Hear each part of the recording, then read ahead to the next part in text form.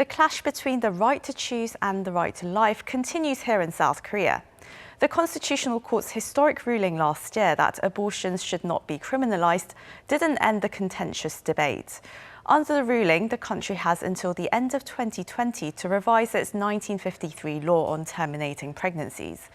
The government has introduced an amendment that doesn't repeal the ban on abortion completely, but revises parts of the Criminal Act and the Mother and Child Health Act to allow terminations up to 14 weeks and up to 24 weeks, provided that there are medical or socio-economic reasons approved by a doctor. But this plan has been sharply criticised by both pro-choice and pro-life activists who say that this neither completely bans nor completely approves abortion. With just weeks left to go until the law is changed for years and perhaps decades to come, we have a discussion today on how the conversation should move forward constructively. I'm joined by Cho Hee-kyung, Professor of Law at Hongik University, and John Maguire, Professor of International Studies at Hanyang University in Seoul. To both of you, thank you so much for joining us today. Well, let's start with you, Dr. Cho. So, in the amendment introduced by the government, women can terminate their pregnancies without providing a particular reason, for up to 14 weeks into their pregnancies and up to 24 weeks under certain socio-economic circumstances. But as you know, this has really failed to satisfy either side of the debate. And well, but then wouldn't you say this really is still a win for pro-choice activists? I mean, why are they still dissatisfied? Because under the government's amendment, abortion in principle still remains a crime. There is no getting away from it. And to me, it looks like the government, as you said, tried to essentially please both sides, the pro-choice and pro-life groups. And it has failed in that the amendment that they have proposed is actually upsetting both sides. But ultimately, I think the government's amendment is really, pandering to the 40% of evangelical Christians in Korea, and as a result, the government actually hasn't done what the Constitutional Court said it should do, which was to repeal the criminal provision that makes abortion a criminal act.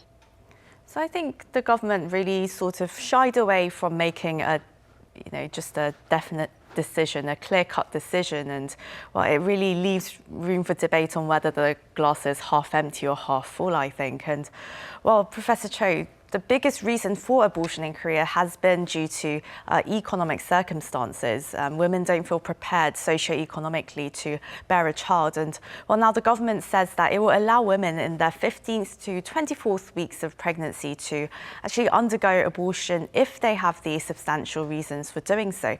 But does this provide enough clarity, or do you think this could be abused as many people fear? So I would query the description of the word, could this be abused? The fact that women choose to terminate their pregnancy because of socio-economic reasons. As you pointed out, most women end up having to make this difficult choice of terminating their pregnancy because they are unable to have the child and raise the child. And essentially, if you do not allow that possibility of the woman being able to terminate their pregnancy on these grounds, you are condemning both the woman and the child to a probable lifetime of economic hardship. And the government essentially maintaining this criminal provision regarding abortion and not allowing women agency over their bodies and their lives are essentially not treating women as fully developed human beings, full adults under the law. And so I think this is actually a problem under the equality principle of the Constitution, and not just, right of autonomy and self-determination. As for whether it could be abused, this question of, the women, even after the first trimester, may still decide to terminate their pregnancy for whatever reason. I think the decision should still be left up to the women. There's absolutely nobody in this world who takes this kind of decision lightly. The court recognized that the criminalization of the act of abortion hasn't actually led to a decline of a number of abortions that have taken place. And therefore, the law itself is actually not effective, which is one of the reasons why the court has declared that this is not compliant with the Constitution. The effect on the doctors is also very traumatic because doctors, swear the Hippocratic oath that they have to respect and save lives, and yet they are essentially called upon to perform this procedure in circumstances that are usually pretty desperate for the females. And the amendment, I know, also allows doctors to refuse to perform operations if it's against their belief. But again, I want to point out the hypocrisy of the government stance, because for a very long time, the government has actually condoned the performance of abortion as a birth control measure in this country for over 4 decades. And now they turn around and say, well, we are going to confirm these criminal provisions and we are going to allow you this little bit of daylight. But that's simply not good enough. Well, Professor Maguire, abortion isn't restricted or criminalised by law in your home country of Canada, and regulating abortion as a healthcare service, it hasn't led to higher abortion rates. What do you think South Korea and other countries could really learn from this? So you're right. Canada fully decriminalized abortion over 30 years ago, and since then the abortion rate in Canada has not increased significantly. So I think the Canadian case demonstrates that abortion can be a part of a safe and ethical part of reproductive health services.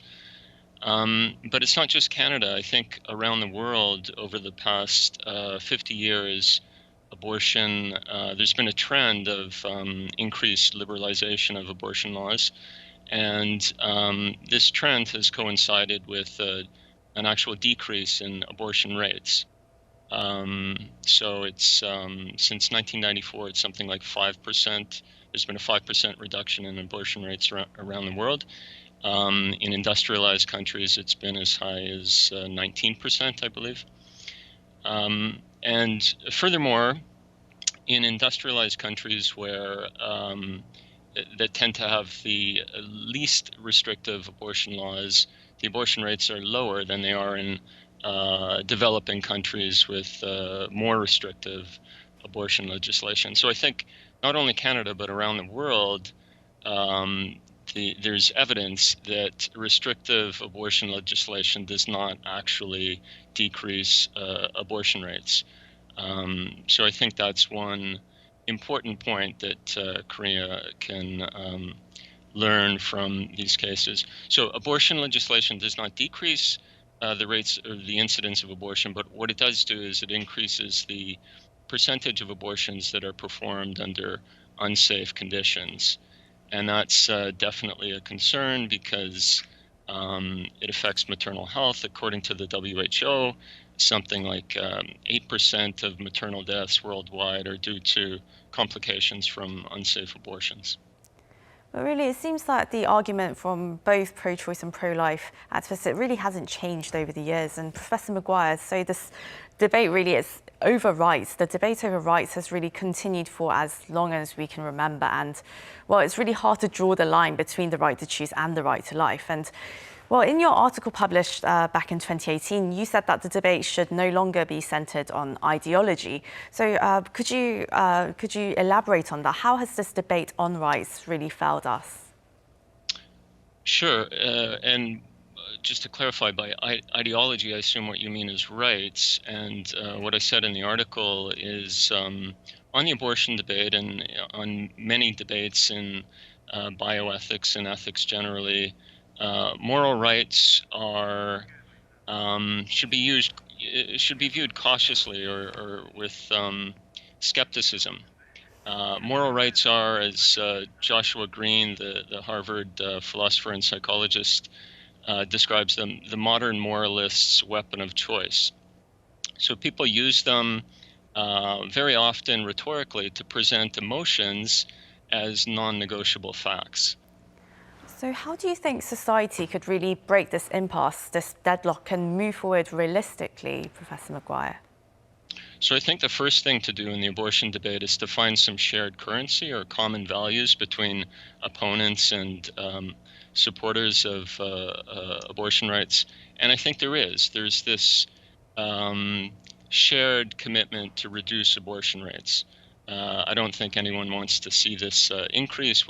Everyone wants to see a decrease in abortion rates. That's the first step. And the second step is to do the research, the hard work of finding out what policies would be best to achieve that objective.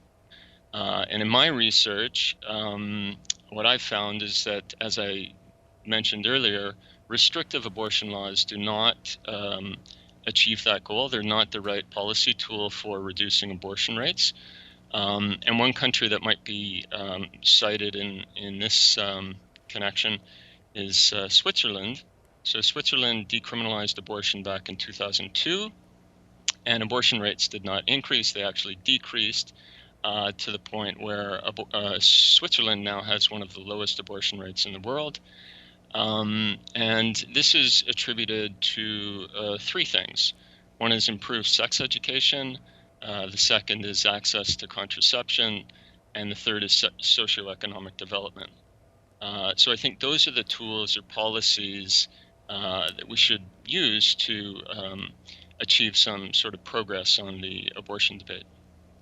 Professor Zhou, so there's only a few weeks until the Korean government really has to push through that amendment. And how do you think the details should be fine-tuned over the weeks to come? What should we be really focusing on here, and what kind of safeguards do you think are needed? I wonder if a solution can be reached by fine-tuning the current amendment that's been proposed by the government.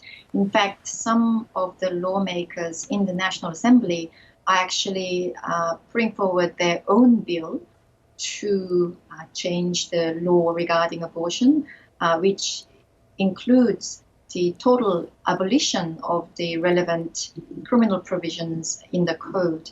And I know that at least several of the Democratic Party lawmakers, as well as Justice Party lawmakers, are preparing these bills at the moment. As Professor Maguire mentioned, criminalizing abortion does not lead to a decline in abortion. The Ministry of Health in Korea estimated that back in 2010, there were around 170,000 abortions that were performed in that year alone. Last year, 2019, they estimated that the number had gone down to around 40,000. And the reason is not because the criminalization of abortion had been maintained. That law has been the same since 1953. What has made the difference is, again, what Professor Maguire has mentioned. The fact is, women now have better access to contraceptives, and sex education still has a long way to go. But even young people have better information about contraception and so forth. In fact, the first time I actually saw a commercial on television advertising contraceptives, which was after 2010.